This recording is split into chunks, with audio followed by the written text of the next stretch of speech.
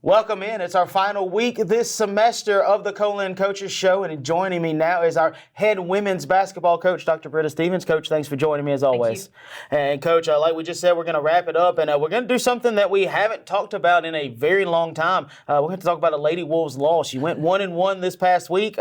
You beat Hines 63-57 Thursday, had an 8-game winning streak, went into your final game and got a little upended by the Lady Bengals of LSU Eunice. We'll talk about that one in a second, but we'll go to the game against the Lady Bulldogs of Hines first. Thursday, 63-57 win, a hard-fought defensive, physical battle. The referees really let the girls play in this one. Your thoughts overall on this one and how good it was to see the girls get a tough, hard-fought win? Yeah, I was very worried about this one, because we have played so many games in such a short time, and I knew this one was going to be a challenge for us. I was excited to play it at home. Hines is a much improved team. Last year, they were probably the last place team in our league, and they are much, much improved. So this was a really nice win for us. I think probably one of our signature wins so far, and I'll say that usually we score a lot of points, and I'm really proud of what we did on offense, but against Hines, I was really proud of how we played defensively. I thought we did a really good job down the stretch in the second half of getting stops and getting defensive rebounds. We played our 1-2-2 zone, which is not really a defense that we always play, but we relied on that a lot against Hines in that second half, and our players really did an excellent job of keeping them in front of them and then boxing out and getting rebounds. We struggled in the first half. They were out-rebounding us, and we were playing a little 2-3 zone, and that's why Coach Ray and I elected to change in the second half, and that 1-2-2 really did a good job of not only allowing us to guard them, but also allowing us to identify and box out. So really proud of this win. I was proud of some players who stepped up big. Maddie Mitchell, Kyzar Bell got hurt in the third quarter, and Maddie Mitchell stepped up big and was able to help us take us to victory. I thought Imani Key had a really good night this night. So some players who had been playing well but had not played as well as some of our others, I thought they had really good nights and helped us win this game. And you look at this box score, and we talk about it every week. The key to winning is you got to win 3 out of those 4 quarters, and you did that in this one. And even the quarter that you didn't win, you only lost it by a point. First quarter, you outscored them 19-18. Second quarter, they rebounded, outscored you 10-9. That's why it was tied 28-28 after the first half. It was really kind of a weird first half. I looked up and I was like, we're already at the end, and it's a very low-scoring game. And then you turn around in the second half, the third quarter, you outscore them 17-15. Fourth quarter, 18-14, and that's how you get that 63-57 line. And then you look at the line score for the players. Cam Pruitt led the way, had 19.7 rebounds. Cookie Wilkinson posted another double-double, though 15-10, probably one of the quietest double-doubles. She's had really a little bit of a quiet week from Cookie, but when you score 44 in a game, it's hard to continue to have loud week after loud week, and people really, it felt like all week people really keyed up on trying to stop Cookie and make everybody else beat them. Jay Robinson, 6 points, 11 rebounds. Imani Key, 8 points. Madison Mitchell, 6. Kyzar Bell, 5. And Kaylee Johnson, 4. So there's all your scoring. And it just, as you mentioned, a really complete team win in this one. Yeah, it was a complete team win. Going in at the half, I was a little disappointed that we had only scored 28 points because we are a team that likes to score points. And I kept looking at the bench and going, we need to play faster. We need to play faster. I don't like to play so. I don't want to grind it out. I don't want to run stuff in the half court all the time. We can do that. We have stuff and we can run stuff. And in this game, we ended up having to do that. But that's not how I wanted to play. And I was really disappointed in that first half because we were playing so slow. And I did feel like in the second half, because we were able to get some defensive stops, we were able to get out and get some baskets in transition. Transition is important to us. We need those baskets in transition, and I think that's what helped us win the game. It was a very complete game. Even those players, Maddie Mitchell, Kyzar Bell, Kaylee Johnson, Jay Robinson, who only scored 4 or 6 points, they brought so many other things to the table. Kylan had some assists that were unreal. Maddie Mitchell handles the ball at the end of the game and allows us to make them foul us so that we can win from the free throw line. Kaylee Johnson in the back of our 1-2-2, she keeps everybody, she tells everybody where to go. So everybody on this team, all 12 of them have their role.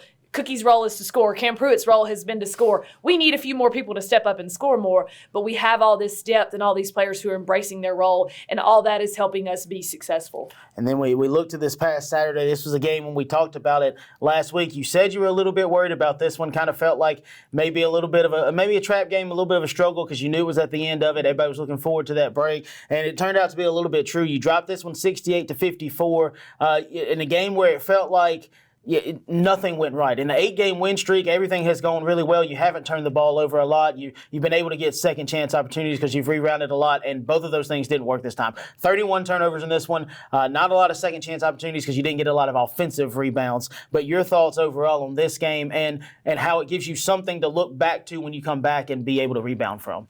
Yeah, the LSU Eunice game was very disappointing. And like you said, we didn't do anything right. We didn't rebound. We didn't guard. We couldn't shoot it. We didn't run our stuff. We were just very, very out of sync on Saturday. I told him after the game, I said, I'll take a little bit of the hit on this one. I said, you didn't play. We did not play great as a team. But as a coach, I probably should not have scheduled so many games in so many days on top of we were doing community service. We were having a Christmas party. It was finals week. Those last 2 weeks in December are always busy, busy weeks. And I knew this one was going to be hard because we have played 14 games and we've practiced every day since we got here in August. So all of my players are looking forward to a break, just like I was looking forward to a break too. It is exhausting and you need time off and stuff. But really good teams, championship level teams, learn to deal with those distractions and stuff. And I didn't think we did a very good job of that on Saturday. I felt like we were a little bit 1 foot out the door. Let's just kind of get this one over with. And it showed on the court. We were very out of sync. Kyzar Bell was hurt. She wasn't able to play. That was a hit that hurt us. Maddie Mitchell and Kirsten Haynes kind of had to share that load at the point, and they both played okay. They pressed it, LSU Eunice pressed us some. We were a little surprised by that. I don't know why, because that's something we had talked about. That's what they did the whole game when we played them at Southwest, and that's what they do. They press to generate offense, but we turned it over far too much. In addition to turning it over, we did not guard. We did not get any second chance points. Shots did not fall. Everything about this game was kind of just out of sync, and I don't like that because it kind of leaves a bitter taste in my mouth and in our players' mouth where we're going to be gone for 3 weeks and then we have to come back and start conference play. So wish we could go back and redo this one, maybe reschedule it at a different time or maybe not schedule it. And that's something moving forward. Coach Ray and I have talked about, we played 14 games this first semester. That's a lot of games from November 1st to December 15th. Probably don't want to play quite as many games, maybe 12 next year. But you look at that, if you're not playing, you have to practice and you get way more experience from playing than you do from practicing. So even though this was a loss, we learned from it. And hopefully Kyzar Bell is back in January and she's going to be healthy. But if she's not, now we're staring down the road of who's going to step up, who's going to play that one, that point guard position for us. And those are things we have to figure out. And this game at least gave us a taste of that and let us know what we needed to work on.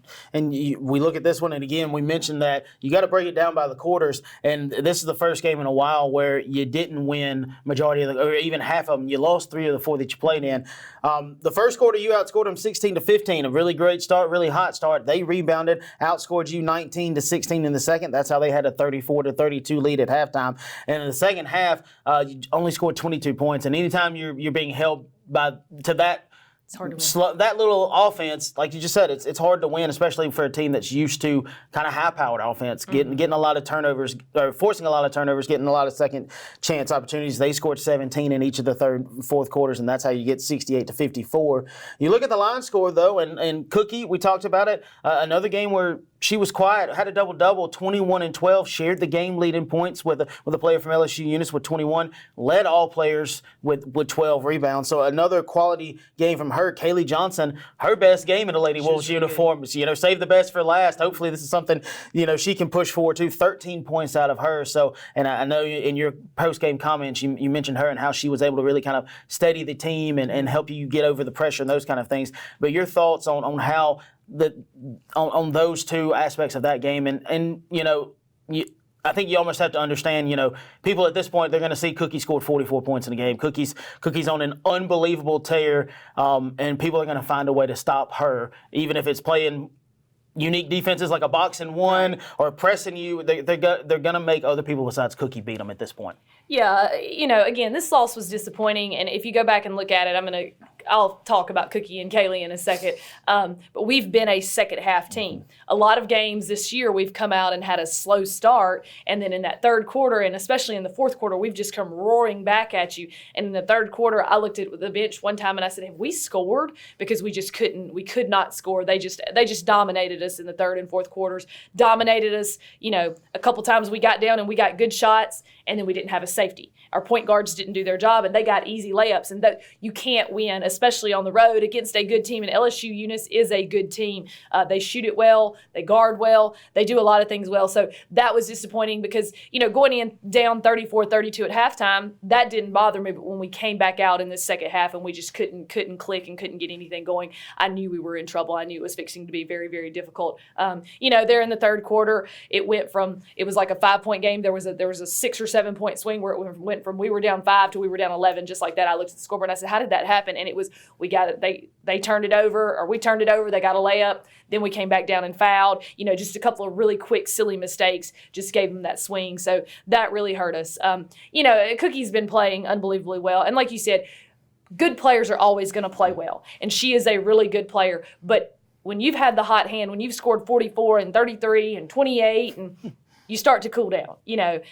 When the level of competition gets better, it's also harder for that player to play because coaching gets better and they do run different defenses. LSU Eunice didn't do anything special against her or against any of us. We just were off of our spot on Saturday. I didn't realize she had 21 points until I looked at the scorebook after the game because I felt like she played so poorly. I didn't feel like she shot it as well. I felt like she turned it over more than she had been. Not just her, the whole team. We're talking about her, but the whole team. I felt like we all just didn't do what we usually had been doing. So that's still a really good stat line in a game that was played, in my opinion, very poorly. I thought the best player in the whole game was Kaylee Johnson.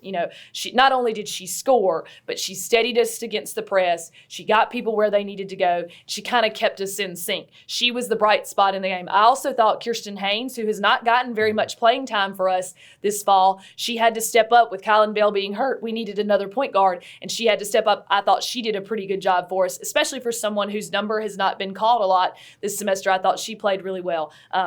Cam Pruitt, she's been our second leading scorer. She had a disappointing night. She couldn't get anything to fall. And again, I'm going to take the credit for this. We were leg weary. I have been playing some of my starters too many minutes, Cookie and Cam and some of those players. I'm playing them too many minutes, and at one point I looked out there and I was like, we're running in sand. Our legs are just, they're jello. They're just gone. And we had played 3 games in 6 or 7 days. So as a coach, that was a mistake on my part. So I was asking my players to do something that, was very difficult for them. Again, to be a championship level team, we're going to have to grow and we're going to have to get there. But I have to take a step back and keep in mind that we've got 9 freshmen. And when we went to LSU Eunice, our starting point guard was hurt, and Kristen Walters has not been able to play. She'll be back in January. So we had 10 people to go to battle with. So we had some things against us that day anyway. But we need to grow and get better. And I think if you would have told me with 10 new people, 9 freshmen, that we would have started this semester 10-4, I would have said, I'll take it. Yeah. Because I knew there were going to be growing pains. And I still think there are going to be growing pains. We've got to be better than we were against Eunice. I felt like we were a little selfish. We didn't have very many assists. I felt like we were a little chippy with each other because so-and-so wasn't doing what she was supposed to. And again, some of that is just too many games in too many days. And we spend a lot of time together. We all need a break. So I am excited that the break came when it did because it'll give us a chance to refresh. And when we come back in January, I think we'll be ready to go. We've got to get better. And the competition, that's what I told him after the game. I said the competition goes from here to here when you come back from the break. You've got one tune-up game against BRCC, and then it gets real, and it's going to be very, very tough to win in conference play.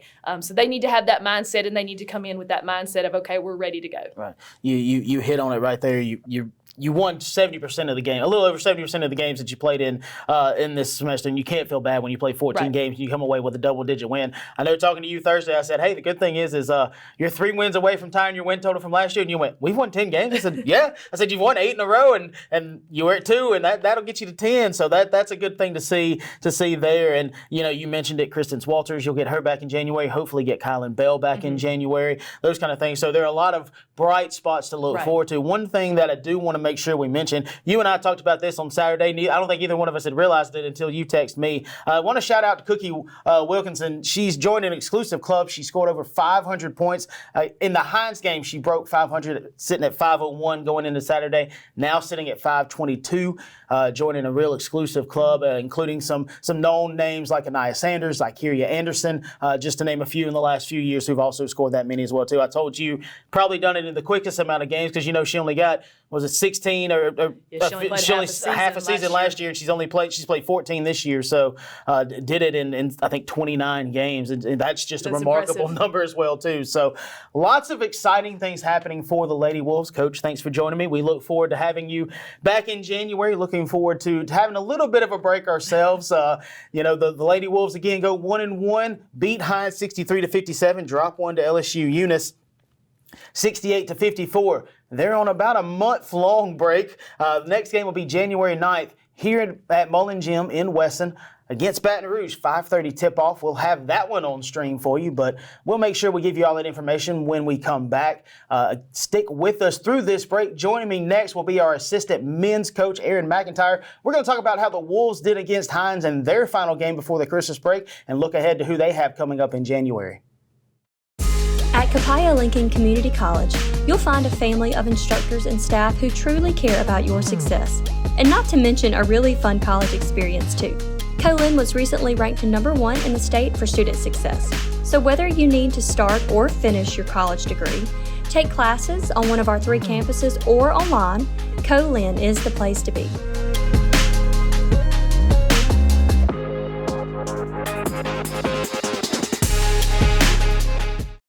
Thanks for sticking with us through the break, and joining me as promised is our assistant men's basketball coach, Aaron McIntyre. Hey, Mac, thanks for joining us. Appreciate you for having me. And obviously, guys only played one game last week, went 1-0, got a big win over Hines 74-46 in a game that was closer in the first half than this score says it was. You really hammered them in the second half. But your thoughts overall on how the guys responded to a tight first half and were able to get a big win? I think we started off slow offensively. I think we shot like 26% or something from the field in the first half. And then we had a really good talk at halftime.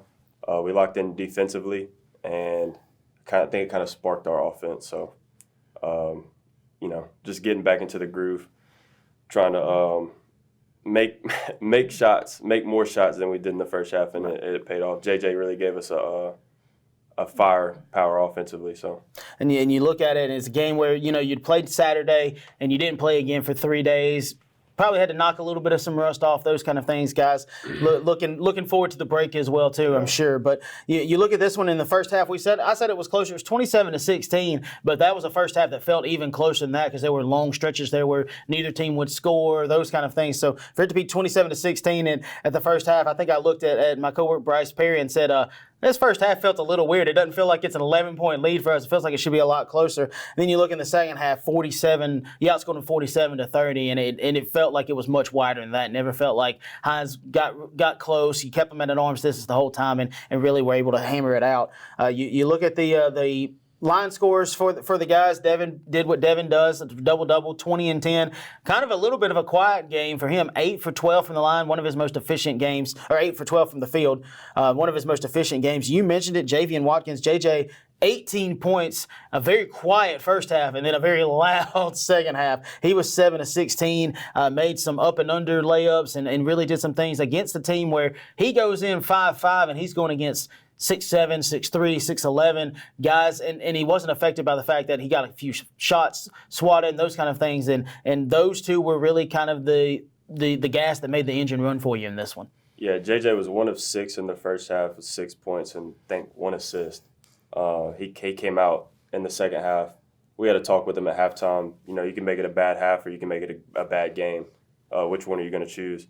And he came out in the second half. He can really spark an offense. He can play make. He can get to the rim. He can attack the gaps. He can do really whatever he wants to if he puts his mind to it. And second half, he came out and he did that. Scored 12 points, ended with 5 assists, I think. Yeah. So a couple of other guys that really kind of stood out, Keyshawn Shields and Antonio Otis both had 8. I think Chaz Otis hit a couple of back-to-back threes that kind of widened that gap. Really felt like Hines may have been trying to make a push there, and he hits both of those, and that kind of took the wind out of their sails. Keyshawn was, again, excellent with the ball at his hand, was finding guys, was able to make some plays. One guy that we don't talk a lot about, Zach Thompson, he got in late, got a dunk. The guys were happy for him at the end of the game. They were all cheering for him. The crowd went wild for him on getting that dunk. And, a game where you look at this line score, and a lot of guys maybe only had 1 point or 4 points or 7, but it's a win where a lot of guys contributed, and that's something you can build on going forward. Yeah, it was a great team win. I think everybody that got in contributed in some type of way, and we just locked in as a team the second half, and that's why we scored 47 points and had really good defensive prowess. And you look at the first half of the season overall, 8-4 with a ton of freshmen, didn't have a lot of sophomores who played a lot of heavy minutes coming back. You had Dakota Hillard who played a lot. You had Corteria Scott who played a lot. Unfortunately, Court got hurt before the season started. I haven't seen him play all year. Not sure what we're going to do with that in the second half. But so you've had to overcome losing arguably one of the two best guards returning in the conference, those kind of things. And for this team to be 8-4 with everything that they've had to overcome, and you look at those 4 losses to 4 Florida teams. There's not a bad loss on there, I don't think. And all the wins are high quality wins. Most of those in the region. You and Coach Sanders got to feel pretty good about where this team's sitting and where the trajectory is going for them. Yeah, it's unexpected, but it's earned.